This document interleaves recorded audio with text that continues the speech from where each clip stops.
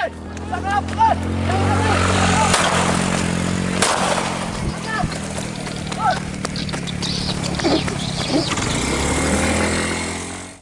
kejar-kejaran ini terjadi saat polisi berupaya menangkap seorang kurir narkoba.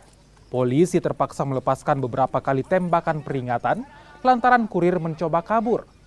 Penangkapan kurir narkoba ini dilakukan di Dusun Tedokong, Kabupaten Pinrang, Sulawesi Selatan. Kurir narkoba diketahui merupakan warga kota Parepare. Polisi menyita 5 gram sabu siap edar sebagai barang bukti. Memang benar ini adalah baru dalam penyelidikan kami baru sebatas kurir. Namun kami tetap mendalami apakah pengakuan sebagai kurir itu benar atau tidak, tapi kami tetap akan menindaklanjuti.